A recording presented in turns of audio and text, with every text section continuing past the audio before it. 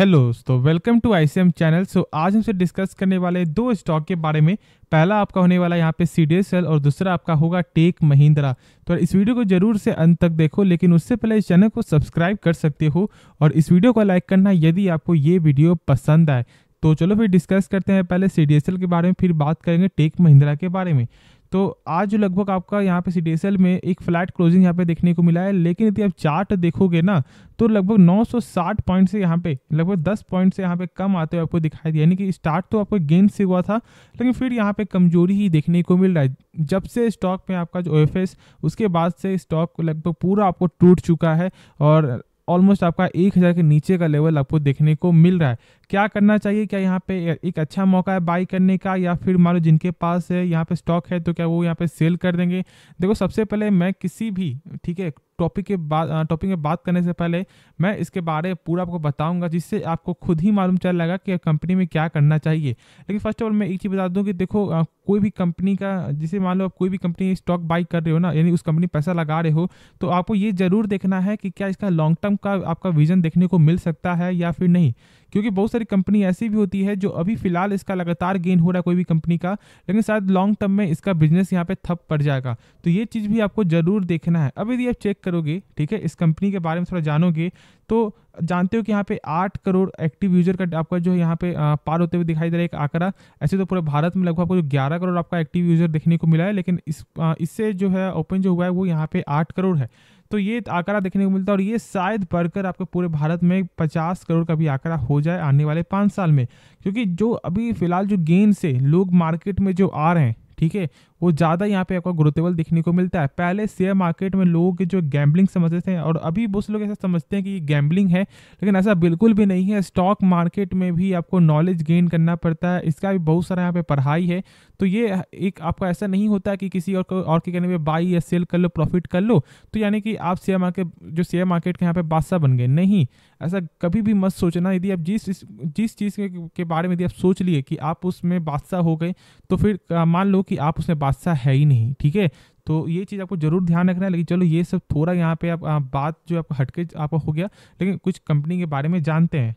जैसे भी आप यहाँ पे जानोगे तो कंपनी का जो आरओसी है वो यहाँ पे 41% का देखने को मिलता है, और आपका यहाँ पे आरओई जो है वो यहाँ पे 31.6% का है। देखो, कम से कम किसी भी कंपनी का 12% के ऊपर होना चाहिए।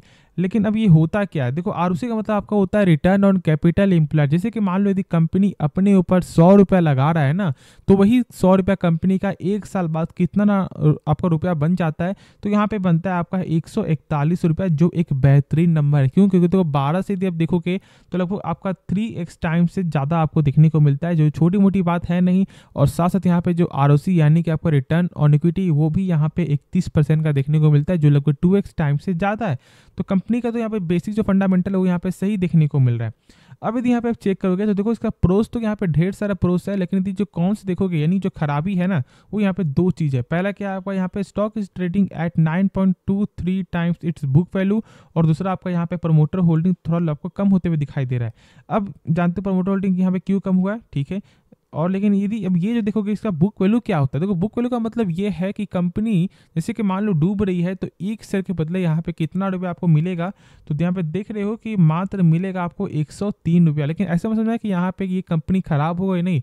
यहाँ पे कभी कभी आपका जो एक्सेप्शन ही होता है, और बाकी और कुछ फंडामेंटल देखो जिससे आपको समझ में आएगा। बस मैंने यहाँ पे बता दिया है कि आपको यदि कोई आपसे पूछ ले कि बुक वैल्यू क्या होता है, तो आप इतना बता सकते हो कि हाँ, इसका मतलब ये है, और इससे आपका नॉलेज भी गेन होगा।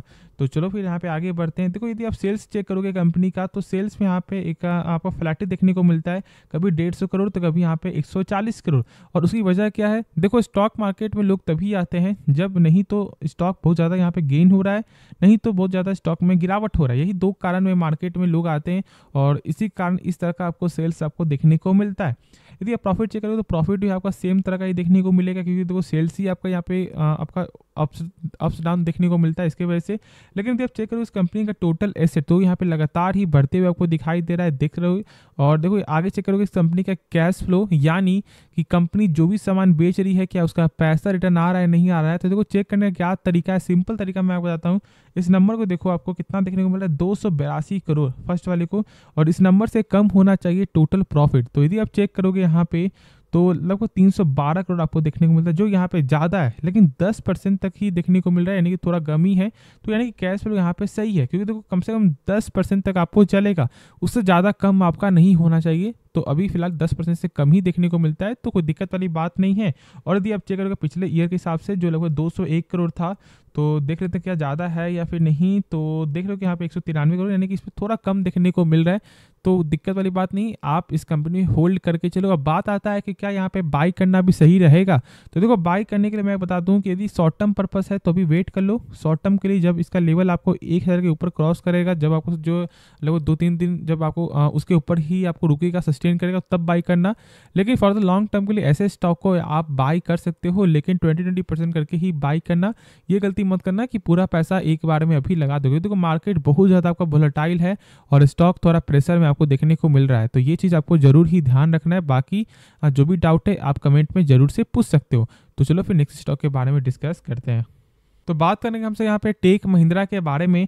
और आप जानते हो कि लगभग आपको जो हाल ही का एक न्यूज़ था कि क्या आपका इन्फोसिस से, ठीक है, यानी कि जो इन्फोसिस के जो आपको प्रेसिडेंट थे, आपका वहाँ से ट्रांसफ़र होकर टेक महिंद्रा पे आते हुए आपको दिखाई दे रहा है। यानी कि प्रेसिडेंट ने यहाँ पे जो है आपको मैं सब आपको बोल सकता हूँ कि उन्होंने यहाँ पे आपको जो रिजाइन दे दिया है और अब यहाँ पे टेक महिंद्रा के साथ यहाँ पे जुड़ेंगे, जो लगभग आपका जून मंथ में यहाँ पे देखने को मिलेगा।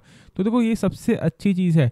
देखो बहुत से लोग यहाँ पे फोकस ये नहीं करते हैं कि कंपनी के यहाँ पे मेन कौन है, ठीक है, यानी कि आपको CEO कौन है, क्या उनका आपको किस तरह का आपको जो पहले का यहाँ पे आपको बैकग्राउंड देखने को मिलता है, ठीक है, ये सब भी बहुत ज़्यादा फोकस है। जैसे कि मान लो यदि आपका बिजनेस है, ठीक है, जो मैंने बताया बहुत सारे वीडियो में, लेकिन मैं बता दूं कि मान लो यदि आपका बिजनेस है और आपके बिजनेस में, ठीक है, आपके पापा बैठते हैं और यदि मान लो पापा का बहुत ज़्यादा एक्सपीरियंस आपका हो चुका है 10 साल 15 साल का, तो ग्राहक उनको यहाँ पे ज़्यादा जानेंगे। और यदि आप उनके जगह पे बैठे होगे ना, मान लो यदि वो बाहर गए, यदि आप बैठे होगे लगभग 2-3 दिन के लिए, तो ग्राहक के साथ ऐसा हो सकता है कि शायद आपको देखकर ना आए, ठीक है, क्योंकि अब ये सोच करके कि आपका रेट शायद यहाँ पे सही ना हो और आपका रेट क्या उनसे बेहतर भी हो तो भी ग्राहक नहीं आएंगे, क्योंकि तो एक ट्रस्ट बिल्ड होता है। और उसी कारण मैं ऐसा समझता हूँ कि यहाँ पे आपका जो मैनेजमेंट का सबसे बड़ा रोल है किसी भी कंपनी में। और ये कोई छोटी मोटी बात नहीं है, इसके लिए एक प्लस पॉइंट था जिसके कारण स्टॉक में गेन भी आपको आते हुए दिखाई दिया था, जो लगभग आपको 5% ऊपर का गेन था। अब ये मैंने कुछ आपको यहाँ पे रिकैप करवाया है, लेकिन मैंने शुरू से ही बताया हुआ है कि टेक महिंद्रा एक अच्छी कंपनी है। क्यों? देखो सबसे पहले बहुत से लोग यहाँ पे ये देखते हैं कि किस कंपनी का वैल्यूएशन जो सबसे कम है अभी के हिसाब से, ठीक है, तो यहाँ पे देखोगे तो पी जो है इसका मात्र 19 का ही पी देखने को मिलता है, जो लगभग IT सेक्टर में अभी फिलहाल इसका कम पी है। और प्लस आपका जो डिविडेंड भी है, जो लगभग आपको 1.33% यानी कि लगभग 1.5% का कंपनी आपको जो डिविडेंड भी पे करती है। अब बात आपको आता है कि क्या बाई करना सही रहेगा, लेकिन उससे पहले कुछ कंपनी का बेसिक फंडामेंटल देख लो, जिससे आप ये बोल सको कि हाँ कंपनी कैसी है। और मेरा मेन पर्पस शुरू से यही है कि आपको फंडामेंटल के बारे में नॉलेज होना चाहिए। तो यहाँ पे आप देख लो कि कंपनी का जो ROC है वो यहाँ पे देखने को मिलता है 26% का। यानी कि अब ये ROC क्या होता है? ROC का मतलब ये है कि कंपनी जैसे मान लो अपने पर 100 रुपया लगा रहा है, तो यही 100 रुपया कंपनी का 1 साल बाद कितना रुपया बन जाता है, तो यहाँ पे बनते हुए दिखाई देता है आपका 126 रुपये, जो एक बेहतरीन नंबर है। क्यों मैं ऐसा बोला? तो कम से कम किसी भी कंपनी का जो है 12% के ऊपर होना चाहिए, और उसके साथ भी चेक करोगे तो लगभग 2x टाइम से ज़्यादा आपको देखने को मिलता है। और साथ साथ यहाँ पे जो आपका रिटर्न ऑन इक्विटी है वो भी यहाँ पे 21.5% का, जो 12% से ऊपर ही है। तो दोनों चीज़ ही आपको सही देखने को मिलता है। साथ साथ ठीक है, यहाँ पे यदि आप सेल्स चेक करोगे तो सेल्स में लगातार ही बढ़त आपको देखने को मिल रहा है, लेकिन प्रॉफिट चेक करोगे तो प्रॉफिट कुछ खास देखने को नहीं मिला है आपका यहाँ पे ईयर ऑन ईयर के वाइज से भी और क्वार्टर के वाइज से भी। लेकिन शर्तें यहाँ पे ये चीज़ है कि उतना ज़्यादा स्टॉक में प्रेशर क्यों नहीं जानते हो? क्योंकि मैंने शुरू से बताया हुआ है कि कभी भी किसी भी कंपनी का जो मेन होता है ना, वो आपका मैनेजमेंट और दूसरा आपका सेल्स। जैसे मान लो कंपनी का जब आपको सेल्स ही नहीं बढ़ेगा तो फिर तो वो स्टॉक इतना ज़्यादा आपको टूट चुकेगा, इतना ज़्यादा यहाँ पे जो वो स्टॉक प्रेशर में आपको आ जाएगा जिससे आप सोच भी नहीं सकते। जैसे यदि आप चेक कर लो IEX में क्या है, सेल्स में यहाँ पे आपका फ्लैट स्टॉक रुक चुका है, ठीक है। वही चीज़ यहाँ पे आपको समझना है कि आपको सेल्स में लगातार बढ़त दिखना चाहिए और प्रॉफिट थोड़ा कम बेसी भी हो जाए तो कोई ज़्यादा फर्क नहीं पड़ेगा। अब मैं एक चीज़ बता दूं कि यहाँ पे बहुत सारे ब्रोकर टारगेट भी दे रहे थे, तो बहुत सारे ब्रोकर यहाँ पे आपको डाउन रेटिंग भी दिए हैं। जैसे कि ICICI डायरेक्ट जो टारगेट था वो ऑलमोस्ट आपका शायद जो मुझे यहाँ पे याद है 975 का, थोड़ा यहाँ पे आपका अप्स एंड डाउन होगा, तो इसे यहाँ पे आप थोड़ा समझना। लेकिन हाँ 975 तक जहाँ तक मुझे याद है वही देखने को मिला है। और यहाँ पे शेयर खान का जो टारगेट है वो लगभग 1270 का आपको देखने को मिलता है। तो एक अपसाइड है, एक लो साइड है। लेकिन वही मैं आपको शुरू से बताता हूँ कि आप किसी के कहने पे कभी भी स्टॉक को बाई सेल मत करो, ठीक है। कंपनी के बारे में खुद से जानो समझो, उसके बाद ही कोई डिसीजन लेना। अब जो सबसे मेन आपका आता है वो है कंपनी का कैश फ्लो, यानी कि कंपनी जो भी सामान बेच रही है क्या उसका पैसा रिटर्न आ रहा है नहीं आ रहा है। तो चेक करने का सिंपल क्या तरीका है ना, इस नंबर को देखो कितना है आपका 5285 करोड़। इस नंबर से कम होना चाहिए टोटल प्रॉफिट। तो चलो फिर चेक कर लेते हैं यहाँ पे। तो क्या देखने को मिलता है आपका 5630, ठीक है। चलो 10% से कम है, लेकिन दिक्कत वाली बात नहीं है। यहाँ पे कंपनी का कैश फ्लो आपको सही ही देखने को मिलता है। हाँ यदि आप चेक करोगे पिछले ईयर का, चलो कभी ऐसा होता है कि कभी आपका इस ईयर थोड़ा कम इस ईयर थोड़ा ज़्यादा, तो यदि आप पिछले ईयर का थोड़ा चेक करें तो देखो क्या देखने को मिला था आपका 4353 करोड़, यानी कि इस नंबर से ज़्यादा होना चाहिए, ठीक है। उल्टा यदि चेक करोगे तो 8000 का देखने को मिलता है, यानी कि कैश फ्लो आपका पॉजिटिव है। तो वही चीज़ है कि कंपनी का फंडामेंटल जो मैंने दिखाया है वो बेसिक से थोड़ा आपको एडवांस तक में यहाँ पे कंपनी का एक अच्छा फंडामेंटल है, और ये चीज़ आपको जरूर ही समझना है। और मैं यही बोलूँगा कि खुद से आपको समझना है। अब जब यहाँ पे मेरा क्या आपका यहाँ पे बाइंग का रेटिंग है या फिर सेल का रेटिंग है, तो देखो मैं बता दूँ कि यहाँ पे मेरा जो आपका ओपिनियन है ना वो यही है कि यहाँ पे आप बाई कर सकते हो फॉर द शॉर्ट टर्म के लिए, फॉर द लॉन्ग टर्म के लिए भी।